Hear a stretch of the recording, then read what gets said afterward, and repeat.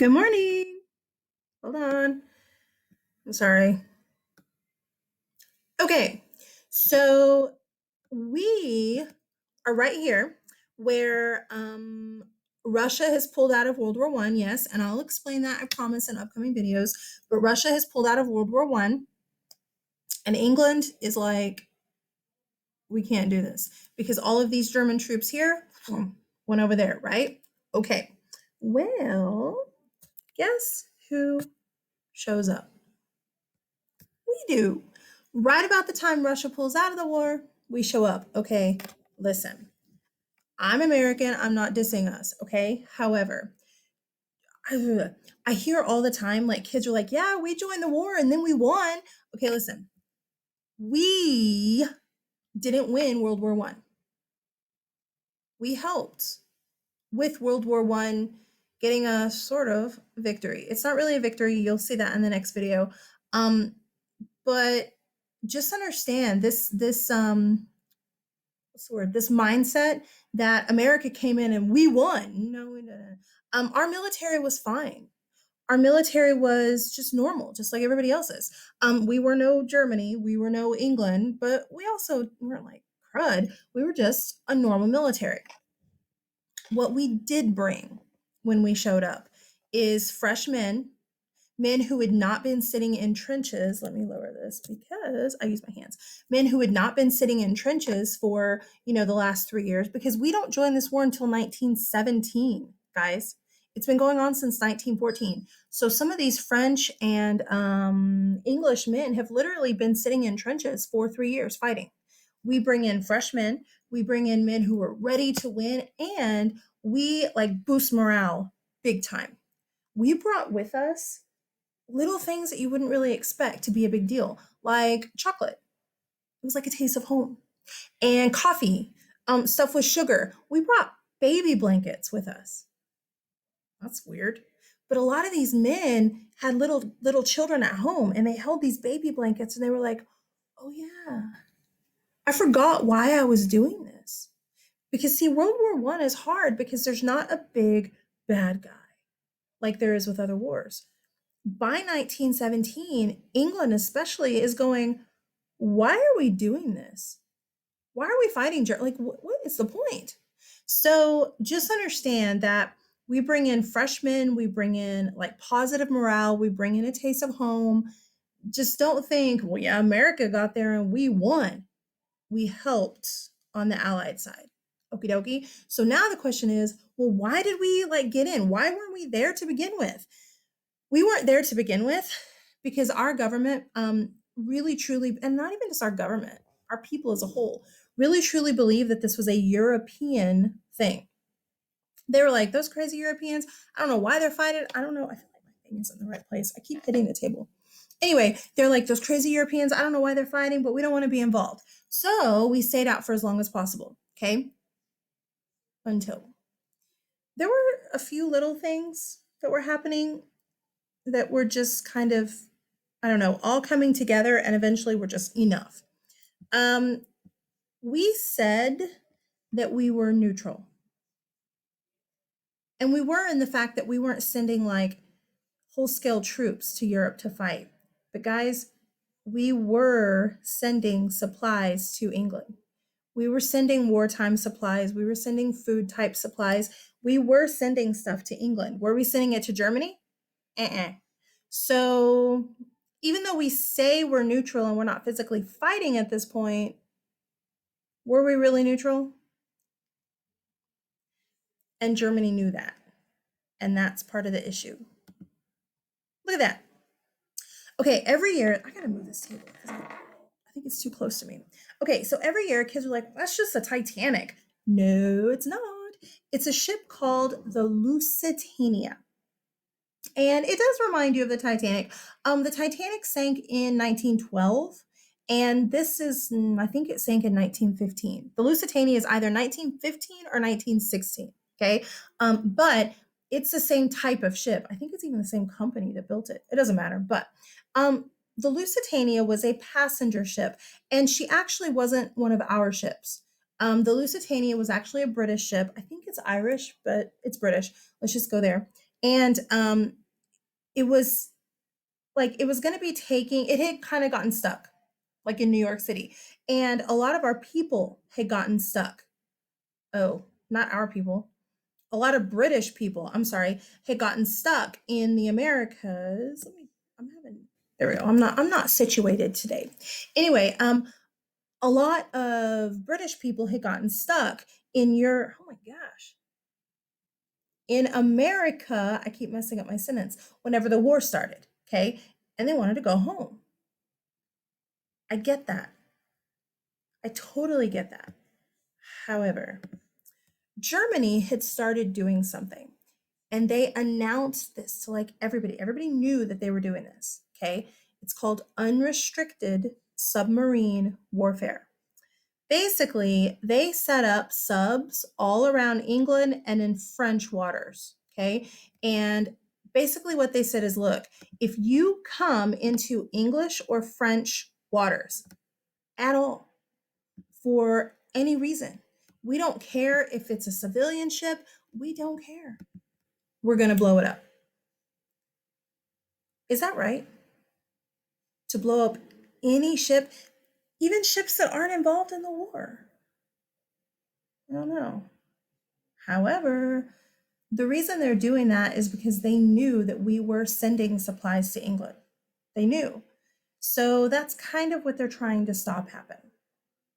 That being said, two other passenger ships, passenger like Titanic type ships, cruise type ships, had already been torpedoed by submarines in French and British waters. Two other ships, okay? And then we send the Lusitania to England. Every year I hear the same thing. Well, Germany told us they were going to do it. Why did we keep sending ships? I don't know. I don't know. We just did. I guess we had the mentality of, you won't. You won't do it again? I don't know what we did. We kept sending ships. And on top of that, I get it that people wanted to go home. Again, there were a lot of British people in America stuck. Y'all, when this whole weird quarantine thing started, I was stuck. I felt like I was stuck in Midland at home by myself. And I was like, I need to go home. So I'm in Dallas now. So like, I get it. I don't know that I would have made this trip because guess what? The Lusitania does get torpedoed right here. And y'all look, this is so sad. Look how close they are to Ireland. And I don't know if they were going to like come to Ireland or if they were going to England or Wales. I don't know. But look how close they are when they sank. This right here is where the Lusitania still is today. That close to Ireland. That's crazy. That being said, the Germans see the ship and they blow it up. Well, look at this. Oh, I have to unzoom the picture. This is a newspaper headline. Okay. Are you looking at it? Is there anything strange in that headline? There should be something that is like a red flag. Lusitania sunk by a submarine. Probably 1,260 dead. Twice torpedoed off the Irish coast. Sinks in 15 minutes. Does anything jump out at you? Well, let's talk Titanic, because you know that ship. If we go back and if we look at this ship, which is basically the same type as Titanic, it's a little bit smaller than Titanic, but that's okay. When Titanic sank in 1912, it sank in about 3 hours, and it was considered an incredibly fast sinking. 3 hours is considered fast for a big ship like this. So let's go back here. Look at this headline again. It sank in 15 minutes. Huh. Well, of course, I mean, look at the number of dead, okay? Over 1,000. We throw a fit because Germany, you killed civilians. And they did. Absolutely. They killed civilians. And it wasn't just British people. There were some of our civilians on that ship. Like, we're ticked off about it, right? And Germany says, that's because you were sending supplies over to England. And we're like, no, we weren't. It's a passenger ship. Those were civilians. Those were people who didn't do anything. And Germany's like, then why did it sink so fast? And we were like, huh? What?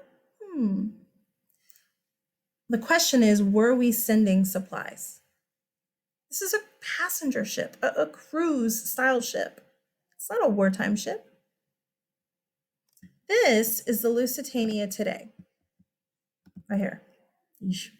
I hate looking at underwater pictures. They creep me out. Look at that. This is what's left of it. That's one of those like weird little sub things that like, I don't know, explore. Down here at the bottom, like in the cargo area, it has been investigated now. And usually when we're in class, I will put this on the actual like document camera so you can see it. Do you see what I'm about to read right there? Where is it? I can't get it in the camera. That stuff that's underlined is what I'm about to read. Okay. I'm sorry. But I usually will put it under there so you can actually see that I'm not just making this up. But the Lusitania has been like investigated and what's the word? Explored. Want to hear what was in it? Among other things, blah, blah, blah. The Lusitania included in her cargo hold wartime essentials such as motorcycle parts, metals, cotton goods, and food. Well, are those wartime essentials? I don't know. As well as 4,200 cases of rifle ammunition. We're not talking like 4,200 bullets or 4,200 like little boxes that you go buy like in a gun store. We're talking 4,200 giant cases that have multiple boxes. That's a lot of rifle ammunition. It also contained 1,200 cases of shrapnel for building bombs and 800 boxes of percussion fuses for building bombs. There's more, there's a whole lot more. But were we sending stuff? Yes. We have now admitted, oops, sorry, we were. But I mean, yeah, they still killed our civilians. I get it, but we were sending stuff.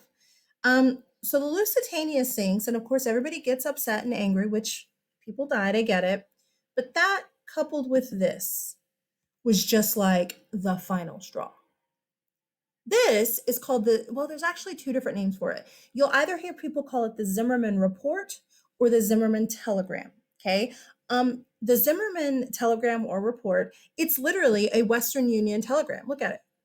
Here's the interesting part. When you look at it, it's just a bunch of numbers. Do you see all these numbers? 130, 130, 42, 130, or just kidding. What is that? 13401. It's just all these numbers. It's obviously some kind of code. Okay. If you look here, it's January 19th. That's one day before my birthday. 1917. And then right here, it was going through Galveston, Texas. Yeah. Look where it came from. It came from Germany, and it was on its way to Mexico. Right in the middle of World War I, is that fishy? That you see a coded letter from Germany on its way to Mexico? It should be. And if I remember right, I think it was British intelligence that intercepted this. But regardless of who intercepted it, we get it and we go straight to Mexico. And we're like, what is this? Mexico's like, I don't know, we haven't seen it. We start looking at decoding it. And of course, it's going to be in German, that's okay. But as you decode the numbers, you start seeing words, like here, this is a word that you can tell is financial. I know it's spelled weird, it's German, but financial. You see a word here that is Mexico, Texas, New Mexico, Arizona. What is this? Well, the Zimmerman Telegram is a letter going from Germany to Mexico because Germany expected that we were going to get involved in this war at some point. And Germany is like, Mexico, how about you join this war on our side? You fight America.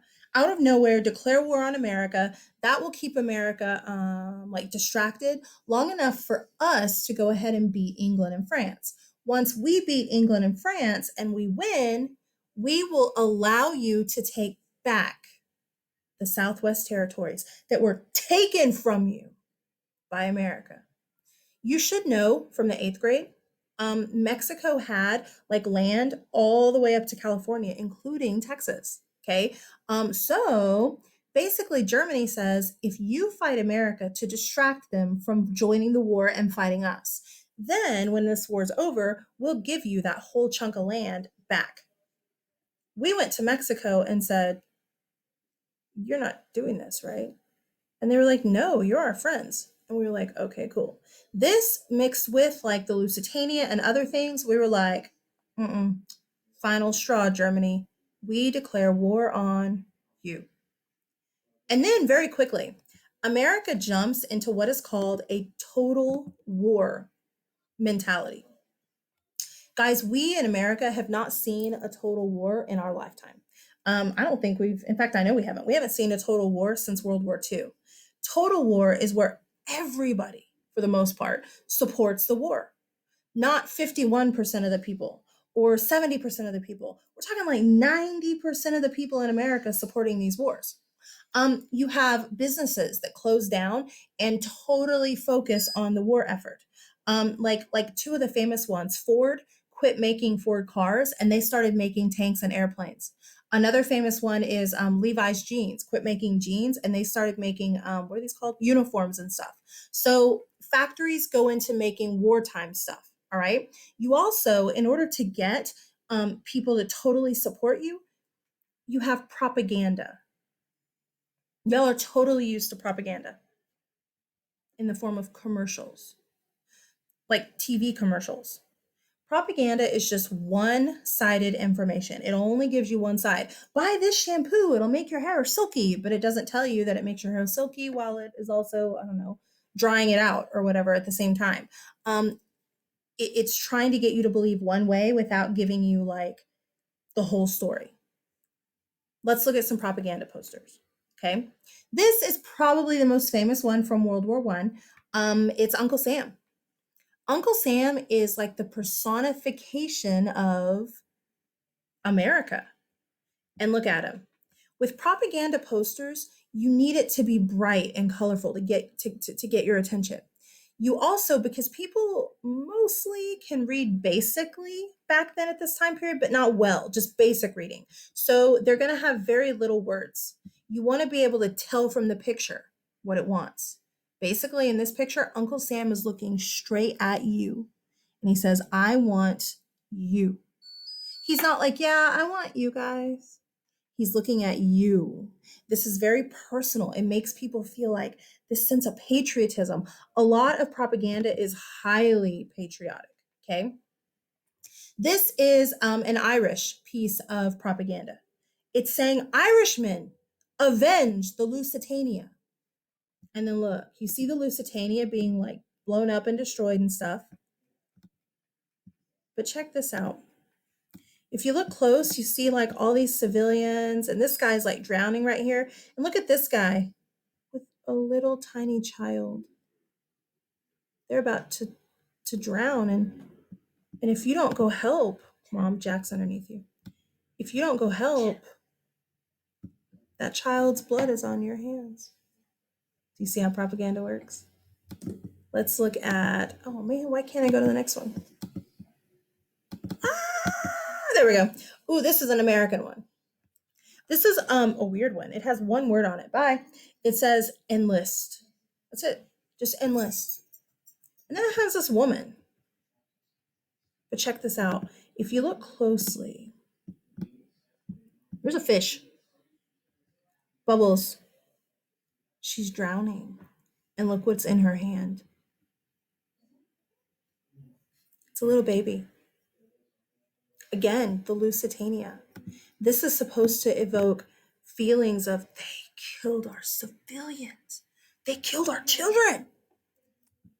Let's look at some more propaganda. Why can't I? What? See, look, my little arrow's gone. My arrows. There we go. Okay, this is a British one.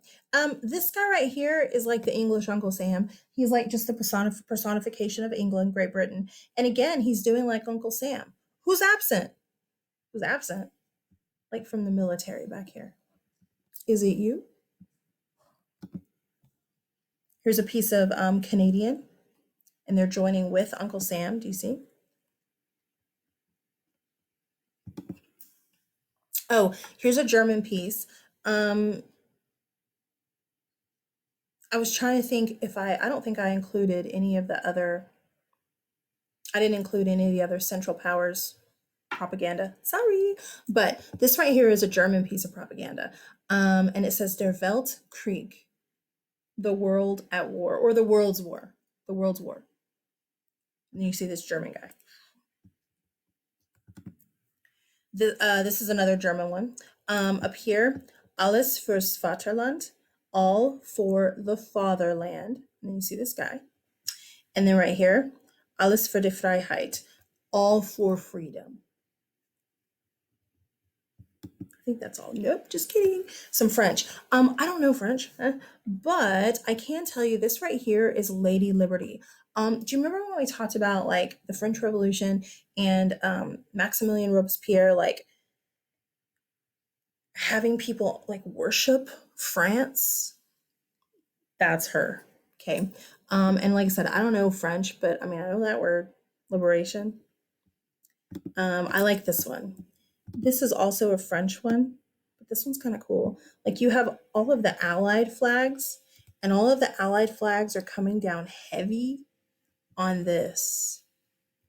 That's Germany, the German Kaiser, the German emperor. I just think it's cool looking. So all these countries are like getting a whole lot of support, a whole lot of propaganda. Yeah? And we'll end this sucker tomorrow. Look what happens. Bye.